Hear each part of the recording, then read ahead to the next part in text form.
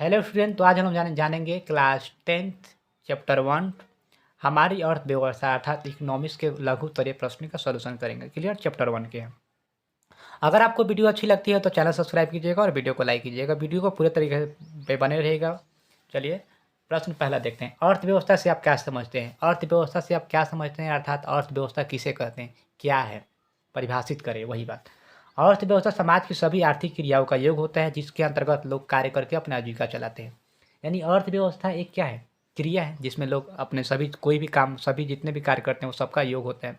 और कार्य करते वक्त जो पैसे प्राप्त होते हैं उसी पैसे से क्या करते हैं, अपना आजीविका, अपना जीवन यापन करते हैं। ब्राउन के अनुसार ब्राउन एक व्यक्ति हैं जिन्होंने अर्थव्यवस्था के बारे में शॉर्टकट तरीका बताया था, मतलब परिभाषा बताया था छोटा सा एक वाक्य में। अर्थव्यवस्था आजीविका अर्जन की एक प्रणाली है, इनका कथन है। प्रश्न पूछता है अर्थव्यवस्था आजीविका अर्जन की प्रणाली है, किसने कहा था? तो ब्राउन ने। क्लियर? प्राय देखिएगा इसके बारे में। और प्राय अंग्रेजों ने भारतीय अर्थव्यवस्था का करीब 200 वर्षों तक फूट डालो और शासन करो की नीति को अपनाकर शासन किया। क्योंकि अंग्रेज क्या थे, भारत के अर्थव्यवस्था पर करीबन 200 वर्षों तक यहाँ शासन किए थे। और कैसे शासन किए थे? एक नीति थी, फूट डालो और शासन करो। मतलब लोगों को भड़काने का कि तुम्हें यह बुरा कहता है, वो कहता है, यानी फूट डालकर लोगों पर यहाँ पे शासन किया था भारत में। कितने? 200 वर्षों तक। क्लियर? प्रश्न नंबर 2 देखते हैं। मिश्रित अर्थव्यवस्था क्या है? ये अर्थव्यवस्था के प्रकार हैं जिसमें 3 अर्थव्यवस्था आते हैं, मिश्रित, समाजवादी। क्लियर? 3 है जिसमें एक मिश्रित अर्थव्यवस्था के बारे में जानना है। वैसी अर्थव्यवस्था जिसके अंतर्गत साधनों का स्वामित्व सरकार और निजी व्यक्ति के पास होता है उसे मिश्रित अर्थव्यवस्था कहते हैं। यानी मिश्रित अर्थव्यवस्था में ऐसा अर्थव्यवस्था होता है जिसमें सरकार का भी हक होता है किसी वस्तु पर, किसी स्थान पर, और कुछ कुछ स्थानों पर निजी व्यक्तियों का भी यहाँ पे हक होता है। क्लियर? इसे क्या कहते हैं? मिश्रित अर्थव्यवस्था कहते हैं। दूसरे शब्दों में मिश्रित अर्थव्यवस्था पूंजीवादी और समाजवादी अर्थव्यवस्था का योग होता है। क्योंकि अर्थव्यवस्था 3 प्रकार के कौन कौन? पूंजीवादी, समाजवादी और एक मिश्रित। तो मिश्रित मतलब बोल सकते हैं कि पूंजीवादी और समाजवादी दोनों को अगर जोड़ दिया जाए तो क्या होता है? मिश्रित अर्थव्यवस्था प्राप्त होता है। चलिए जैसे में देखते हैं, भारत एक क्या है? मिश्रित अर्थव्यवस्था है क्योंकि इसमें बहुत सारे देश के, इसमें अन्य कास्ट के लोग रहते हैं और यही लोकतांत्रिक देश है। मतलब यहाँ लोग जिसको चाहते हैं उसको यहाँ पर सरकार बना देते हैं। क्लियर? इसके भारत एक मिश्रित अर्थव्यवस्था में आता है। प्रश्न पूछता है कि मिश्रित अर्थव्यवस्था भारत कौन सा अर्थव्यवस्था है? तो मिश्रित अर्थव्यवस्था है। क्लियर? प्रश्न देखते हैं 3, सतत विकास क्या है? सतत विकास देखना है। वैसा विकास जो जारी रह सके, टिकाऊ बना रह सके, उससे सतत विकास कहते हैं। सतत विकास का मतलब होता है, सतत का मतलब ही होता है कि हमेशा जारी रहना। तो यानी वैसा विकास जो जारी रहे, मतलब आगे भी जारी रहे, टिकाऊ भी रहे, जल्दी खत्म ना हो, तो वैसा विकास सतत विकास कहलाता है। प्रायः सतत विकास में केवल वर्तमान पीढ़ी का ध्यान नहीं बल्कि भावी पीढ़ी का भी ध्यान रखा जाता है।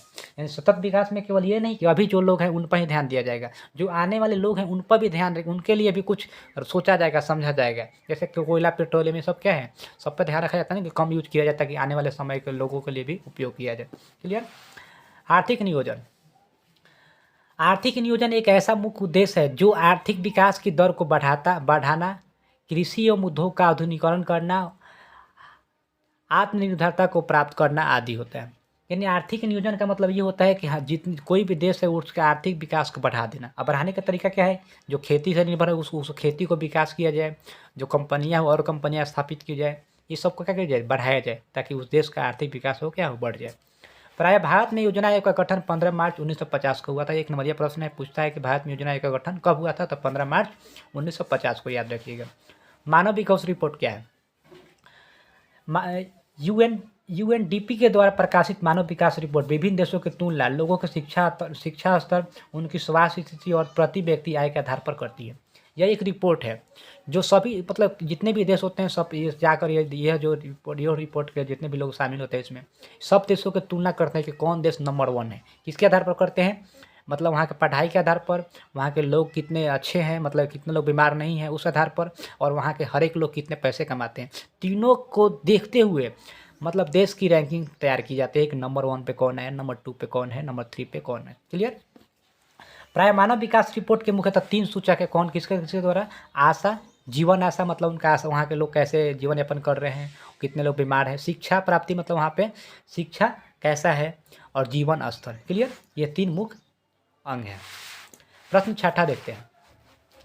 आधारित संरचना से आप क्या प्रकाश डालिए। आधारित संरचना क्या है?